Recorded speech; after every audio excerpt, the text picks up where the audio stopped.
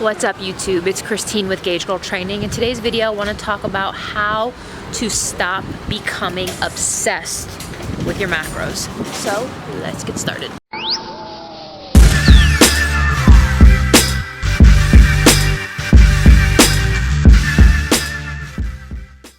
So if you've been following this channel for any length of time, you will know that macros is a very helpful way to help you dial in and stay on track with your health and fitness goals. So macros are macronutrients.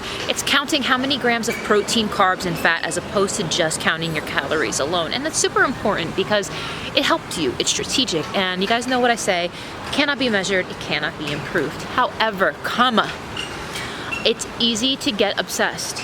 It's easy to feel a sense of panic and lose joy when it comes to eating because you're so obsessed with the numbers. And guys, trust me, I know what this feels like because I have been there and I want to talk to you guys about it. I actually used to have this struggle as a distance runner where I would become so obsessed with my pace and my race pace when I would be doing a practice run that because I became so obsessed with that, I got so in my head and it became very challenging for me to just even enjoy the experience at all. So because of that, I definitely want to talk to you guys about how to not become super obsessed with your macros, warning signs, and how to navigate it. So one of the easiest things that you can do to not become obsessed with your macros, tip number one, is to plan your meals. And the reason I say this is because when you plan your meals in advance and you already know exactly what you're going to eat, you don't have to go through this experience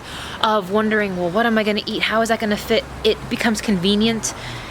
It's already set to go, and you don't have to have these internal struggles with yourself about, is this right? Is this too much? So do yourself a favor and get a meal plan, get on a program so that way you don't have to guess, you don't have to stress.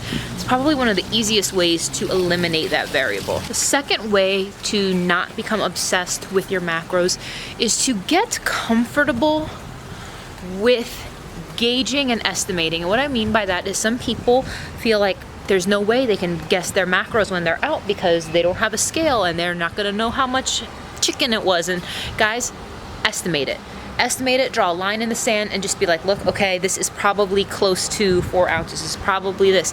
And even if you're off by 10-15%, it's still gonna be a hell of a lot better than if you didn't track at all.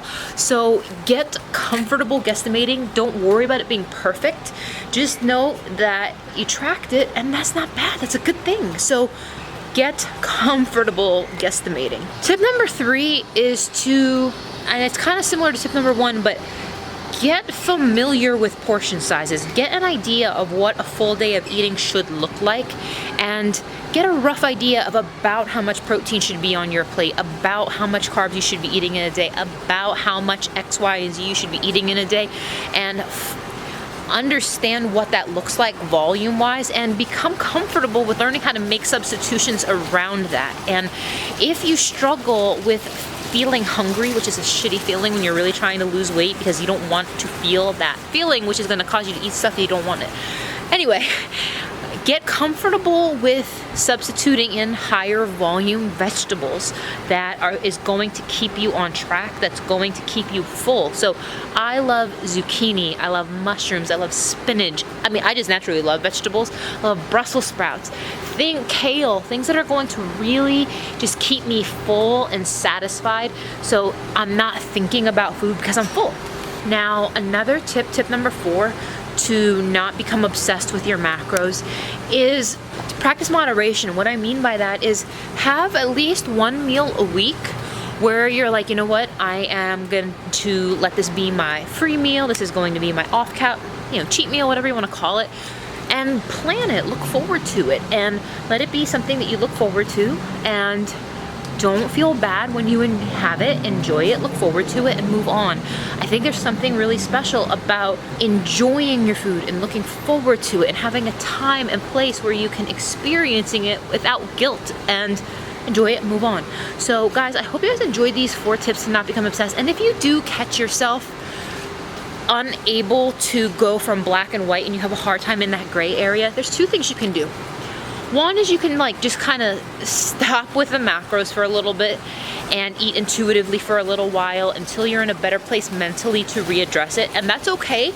I've been there before, and giving myself time to eat intuitively for little periods here and there has helped me tremendously. So keep that in mind. And the other thing is, you can always get a coach, you guys. You can always get a coach. You can always have somebody hold you accountable. So if you catch yourself being overly obsessed, you can have somebody dial it in for you, because you know what? You might be eating way too little. You may not be eating the right amounts of the right foods, and because of that, your body isn't getting the nutrients it needs, and as a result, it's hard to stick to. So know that we're here, guys. I would love to help you. I have a great team of nutritionists that I have trained who would love to help you. So if you want one-on-one coaching help, let us know. You can contact us, info@gagegirltraining.com. You can DM me over on IG at gagegirltraining, or you can call us 1-888-304-2843. Thanks for watching, guys. Peace.